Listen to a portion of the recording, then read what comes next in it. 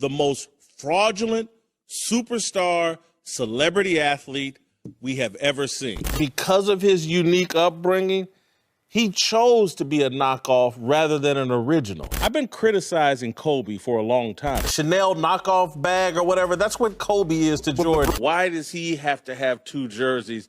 I thought it was on brand for Kobe. He's a bit of a narcissist. I would love for a documentary to be done on Kobe, similar to the kind of way O.J. Simpson was examined and what he said about race. He spent 20 years in the NBA and never figured out it's a team game and it's about the pleasure of everyone. I compare Kobe's death, and stick with me here, to Pat Tillman's death.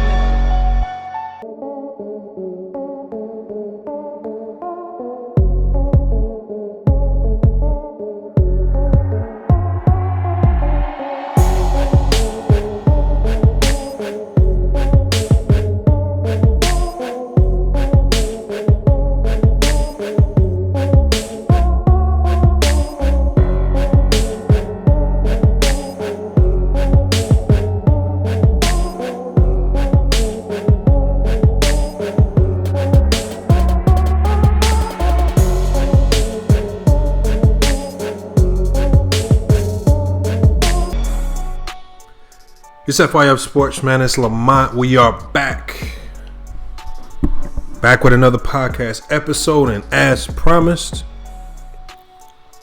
part 3 of the epic mini-series Shock Jocks. And as you guys can see right here, we have Jason Whitlock. And I think a lot of you guys saw this coming. I think a lot of you guys knew that Jason Whitlock would be on this list. But we really have to dive into why. And then as hard as this may be, try to really get a firm grasp on how this man, and we're talking about a guy from my same hometown, Indianapolis, Indiana. He went to college in Indiana. He went to Ball State University. He was an athlete. How this man evolved into the type of shock jock that he is. All right, we all know that Jason Whitlock has made enemies as long as he's commentated sports. You know, he was formerly a Fox host, a Fox Sports personality, and he just had a knack for alienating athletes, especially the athletes at the top of the game. We're talking about the LeBron Jameses, Tiger Woods, Kobe Bryant's. All right. You know, even media personalities like LeVar Ball. You know, anybody I would say he deems wrong with pointed attacks on their character. I mean, it's getting ridiculous. I mean, most recently, he accused LeBron James of using serious issues for personal gain. We're talking about the one thing that we can say positive about LeBron James is that he's been very giving back to the community. This guy, Jason Whitlock, was the one person that said that LeBron was using these serious issues for personal gain. So again, we have to really dive into these issues. And when I did my research on Jason Whitlock, I think there's one scenario that really details the corruption and then the motivation behind some of the things that he says and some of the things that he does. What I'm going to do is I'm going to run a series of clips. And again, I think as opposed to listening to me break this down, I think the best way we can really break down who Jason Whitlock is to really just take a listen to some of his takes. All right. And it's just so crazy when you hear some of his takes.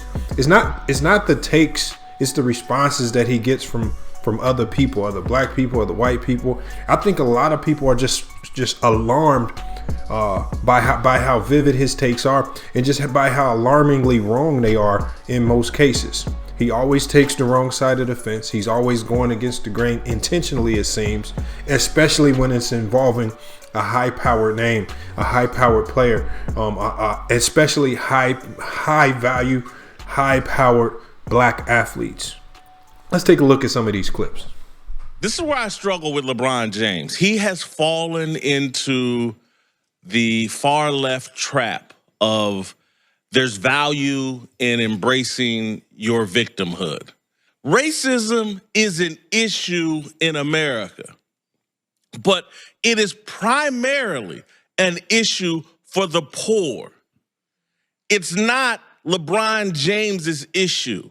LeBron's comment about no matter how rich you are, no matter how famous you are, it's tough being black in America. That is a lie. It's not tough being Oprah Winfrey. It's not tough being LeBron James. It's not tough being Jason Whitlock. When I leave here today, I'm gonna drive to Wilshire Boulevard, get out of my car, and throw the keys to my car to some white or Latino man who's gonna say, Mr. Whitlock, anything I can do for you today? I'm gonna walk into my building, the concierge, probably black, is Mr. Whitlock, I got a package for you. Anything I can do for you today? And then I'm gonna go up to my 4th floor apartment and continue to do whatever the hell it is I wanna do. And I'm not nearly as rich as LeBron James. Last night, during the debut of The Shop, LeBron proved me prophetic with a profane, primitive, and privileged look inside his fantasy shop. Twitter absolutely loves seeing LeBron this ratchet and ghetto. The Shop is fake news. In all my years of frequenting black barbershops, I've never seen black men sipping goblets of red wine. I'm as verbally raw as they come, depending on the setting. But I've never experienced that level of profanity and ignorance inside a barbershop. LeBron's shop was a collection of elite black millionaires who are so far removed from reality that they think the black barbershop is a minstrel show with a white choreographer. He's 34 years old and allegedly wants to be a social activist, an educator, and a role model. This is how you portray yourself? You start a TV show and you instantly become Black Trump? LeBron, you're lost, you're confused, you're hypocritical, you're fired. Someone spray painting something on a millionaire's home. He's not a victim in that situation? Hell no. This man getting spray painted on his front door that he never saw, his staff cleaned up, it's an inconvenience. It's not racism. It's not being denied a job. It is racism. They didn't spray paint jerk on his door. He's not some victim. He's not saying he's a victim. He's saying his life ain't he's tough. Saying black people have it tough in this country. He said black people have it tough. Now, as crazy as those clips were, I mean, just listening to some of the takes that he make, we obviously see that now he has an aim. A lot of things that he says and does, again, he makes a conscious effort to focus his attempts to the elite black athletes of today's professional sports. Again, it's not just basketball. We know he has a lot of hot takes for Kobe Bryant and LeBron James, but he's done the same. He's done the same, you know, with the black NASCAR driver. He's done the same with Tiger Woods. He's done the same with Serena Williams. It's a reason why he targets the top. But I want you guys to remember, if you guys have time, I want you to rewind that clip back and listen again. Because when you listen to a lot of the things that he says, and if you just go through YouTube and look at a lot of the clips where he's making these hot takes, listen to the key word that he uses when he makes these outlandish and crazy takes. In the previous clip that we just watched, he said, well, when I go to a barbershop, I never hear that language. When I go to a black barbershop, I don't see people sipping wine. Every take is about when he sees something, when I do something from his particular perspective. I think because he's using that type of language and he's comparing everything that these superstars do to him. All right. When he talks about, he compares himself to financial. Well, I'm not as nearly rich as LeBron. And he's always comparing himself to these athletes. His situation to theirs, I think, is just sheer jealousy with Jason Whitlock. Right. I think he's turned into the Uncle Ruckus of sports media, primarily because of his jealousy as a former athlete, especially at the D1 level, who's failed to turn into the type of athlete that LeBron or Kobe or Tiger Woods or Serena Williams, he failed to turn into the type of player that they did. And you can hear it in his takes. He makes a conscious effort, regardless of what LeBron James does, whether it's positive, whether it's good for the community, whether it's success on the basketball court. He makes a conscious effort to go against the grain and highlight the negative in anything that these athletes does. He's grossly overstepped the line on multiple occasions. He's been able to stay on certain networks that allow him to spew this because he toes that line, and also because he's catering to a base that's not going to give him or give these networks much pushback when it comes to some of the things that he says. Right? So whenever that's happening, I want you guys to really look at a lot of the things that when we played a lot of these things about Jason Whitlock, listen to his takes and listen to how every time he makes a hot take against any star athlete, he's always comparing it right back to himself. Well, I this, I that. Well, in my life, this. When he talked about LeBron James and something getting sprayed, he's always comparing it back to himself. Saying he's privileged. The fact that the fact that you're privileged or the fact that LeBron James is extremely wealthy has nothing to do with the fact that he's willing to stand up and say something about racism in the United States. That actually should be applauded, because when you are that wealthy, you actually have fewer reasons to stand up for those issues than most, because your life is a lot better. When your life is that much better than everyone else's, you're probably going to be less likely to stand up. We saw this with Michael Jordan. We saw this with a lot of the athletes of the past. We see this in him, how he glorifies Jordan, because Jordan just simply shut up and dribbled the basketball and just focused on getting better on the court. Right? But he shuns a great player like LeBron James because he doesn't just dribble a basketball. He actually speaks up on some of the things that happen off the court. And he's actually came out and said he wants to be an advocate in those particular issues to help bring along social change for some of the problems that he sees here in the United States. That can only be applauded from somebody who's probably going to be a billionaire soon. Right? Because our problems, as upper middle class, and lower middle class people, our problems are not his problems. He doesn't need to come down to our level to address those problems that he may not see on a daily basis, but he does. And I think that's what Jason Whitlock fails to see. But we can move on, because he's done some even more egregious things that I feel a lot of people have failed to call him out on.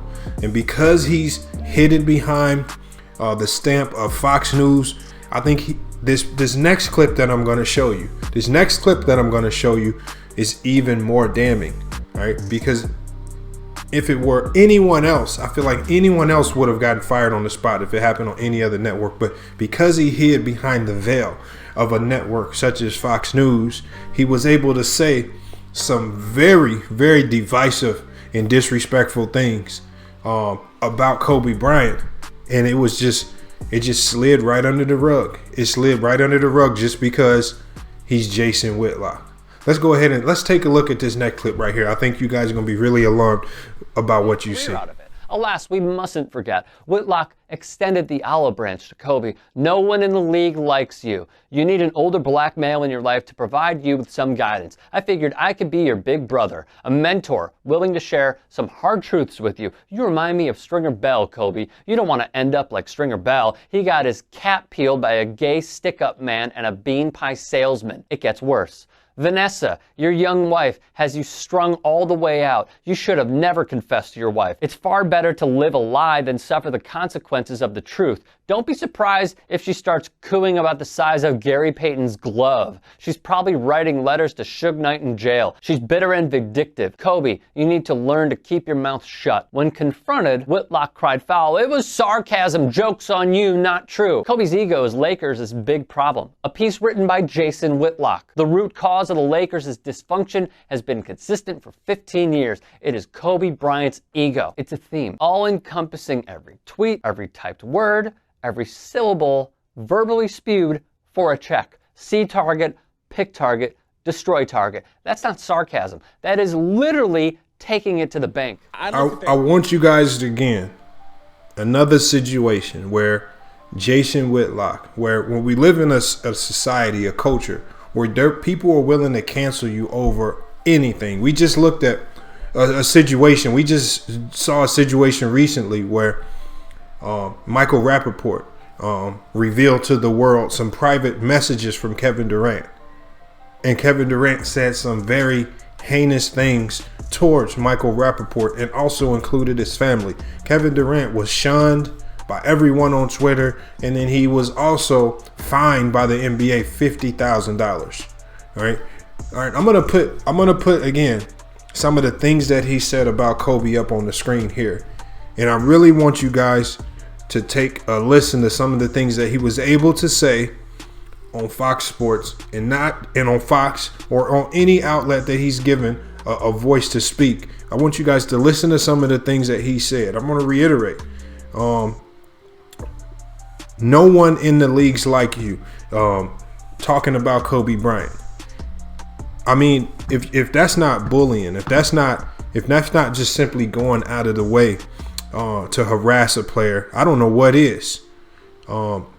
He further went on to say to Kobe, he says, "You need a friend, Kobe. You need a mentor. You need an older black male in your life to provide you with some guidance." Hold on. We all know that Kobe Bryant has a dad that not only raised him to be the man that he is, but help him get to the NBA and be highly successful. All right. So that's extremely insulting, not just to Kobe Bryant, but it's also extremely insulting to Kobe Bryant's dad. He further goes on to say, "I am the spokesperson for big brothers, big sisters of greater Kansas City."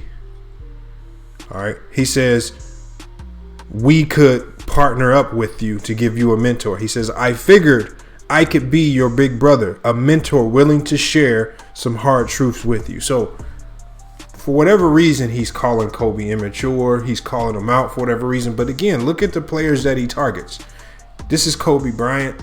This is at a time when Kobe Bryant was at the top of the game. The same as what he did with LeBron James. He always finds an angle to target the top black athletes in whatever sport. It could be anything. If it's tennis, it has to be Serena. If it's golf, he's talking about Tiger. When we're in basketball, he's talking about whoever's at the top of basketball. In this case, it was Kobe. Currently, right now, it's LeBron James. Why is that?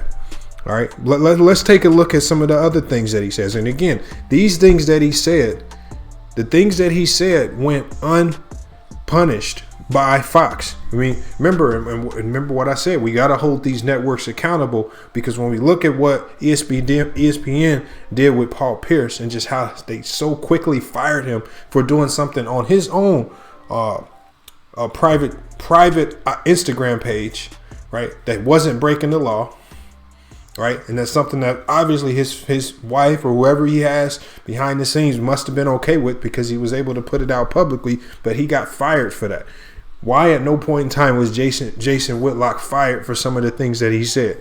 Remember, he got even more disrespectful. He said to Kobe, he says, "You remind me of Stringer Bell from The Wire, that series. We all know who Stringer Bell was. And he says, "Kobe, you don't want to end up like Stringer Bell. He got his cap peeled back by a gay stick-up man and a bean pie salesman." I mean, so on Fox News, again, this is what I mean, you guys. The cancel culture can pick and choose who they aim this at. All right, if LeBron James, if Kevin Durant, if any black athlete would have used the word or used the statement, "He got his cap peeled back by a gay stick-up man," the cancel culture would have done their best to get that player suspended, removed from the league, fined, whatever. They would have done their best. What happened to Jason Whitlock? Because he's behind the veil of Fox News, I guess it's okay. All right, this is what I mean, and this is why I got on ESPN for taking the action that they did against Paul Pierce, because we see how these networks can pick and choose who they wish to punish and who they wish to uplift, regardless of the message that they're putting out. All right, they try to control the narrative and try to control content to a certain degree. And when you have, especially a black man who's willing to denigrate all of the black men at the top of our society with regards to sports and entertainment to any length, they will publicize and push that type of content. All right, they will publicize and push it to any length. All right, and he can say these things without any ramifications. I think it's very, very sad that he was able to say some of these things about Kobe Bryant. And again, we're going to dive further into the statement. How did these networks allow this man to speak ill on Kobe Bryant's wife and family? Okay, look at the next statements. The next statement is, Vanessa, your young wife has you strung all the way out. The $4 million adultery ring you bought her a year ago was a gigantic mistake. And allowing her to pick a fight for you with Karl Malone is a colossal error. All right. And the situation with Karl Malone, I don't even want to dive into it because, again, that was all rumors. And one thing that I'm a firm believer of, especially with the NBA, is a story that generally gets to us is the one story that everybody in the locker room is laughing at because it's never really the truth. But not only did Jason Whitlock choose to bring it up, he chose to bring it up and be extremely disrespectful towards Kobe Bryant and towards his wife. Look at how the media bashed Kevin Durant for bringing up Michael Rappaport's wife. They bashed him. They said, you can't cross those lines. You can't cross those lines. Where was all of that vitriol and ire?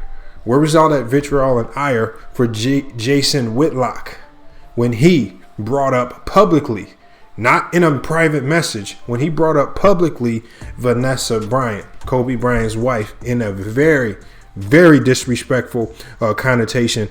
And the statement just simply gets worse. It gets even worse. He further goes on to speak on the Colorado incident. He says, you should have never confessed to your wife.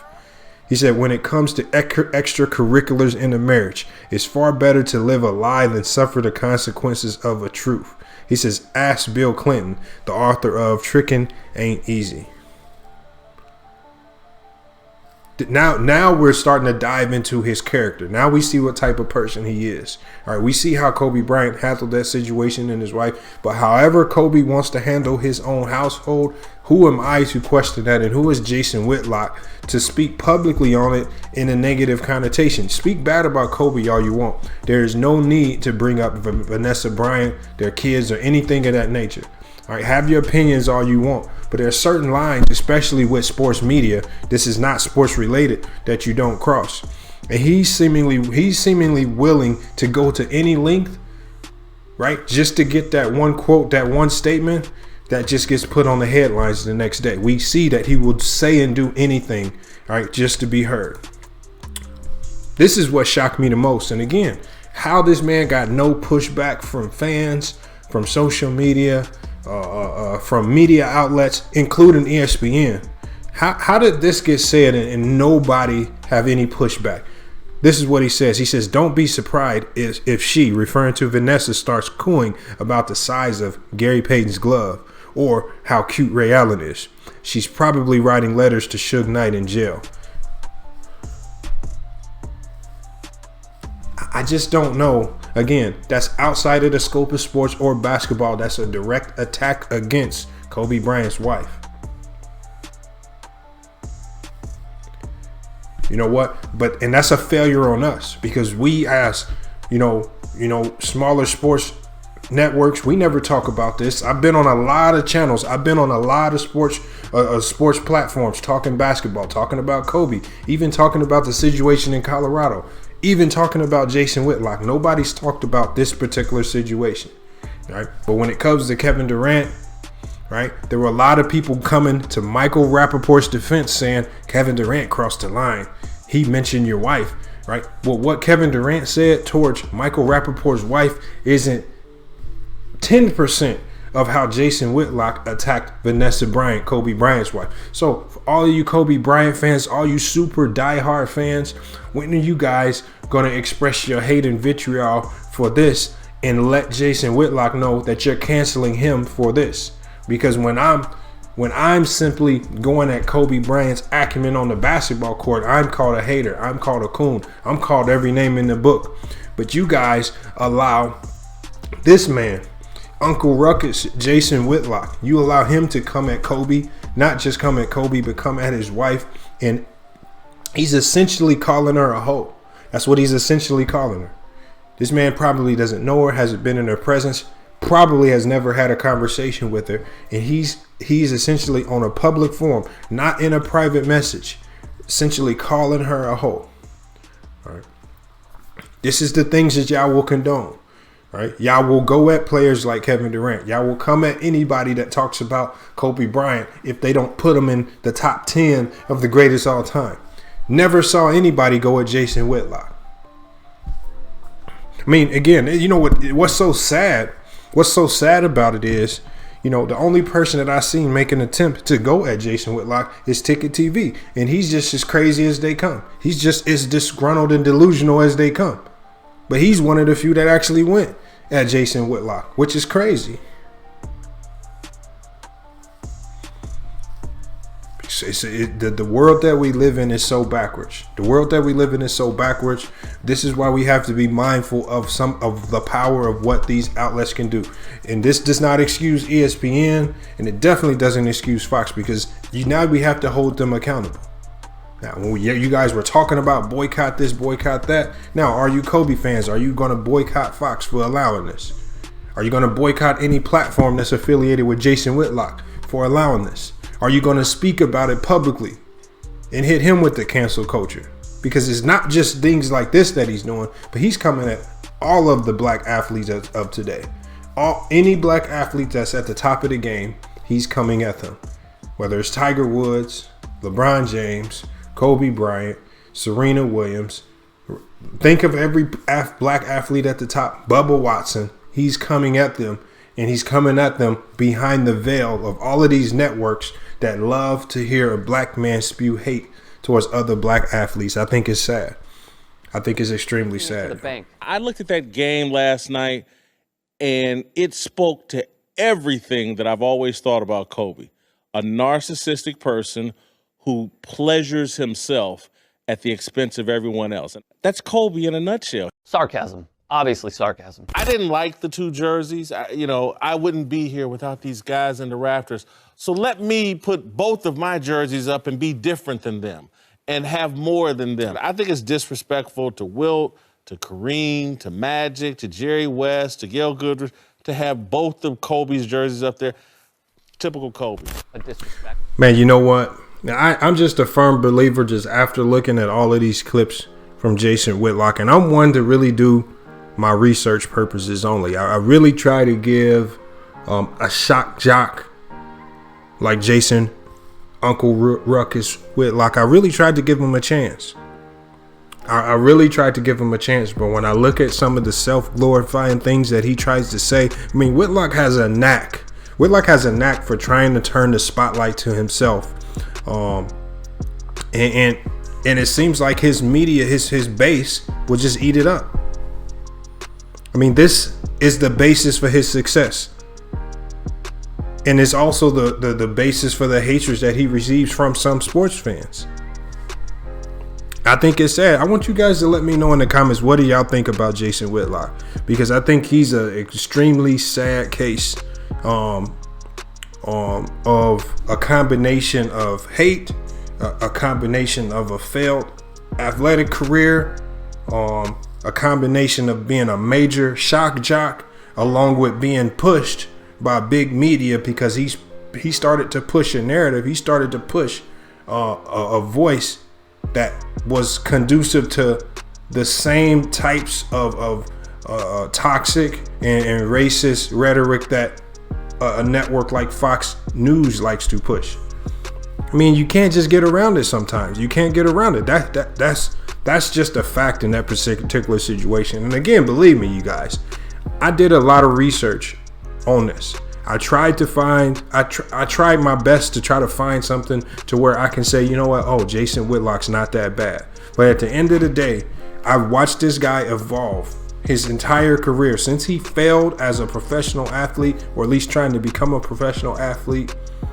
his sole intent going into sports writing, all right, when he started off in Indianapolis, he moved into Kansas City. When he then started working with ESPN, then Fox, then back with ESPN, then back with Fox, getting fired from Fox. You know, at least he said he wasn't fired. He says it was contractual issues. He said that Fox offered him 2 years, but most people believe that he was fired and Fox did not want to renew him.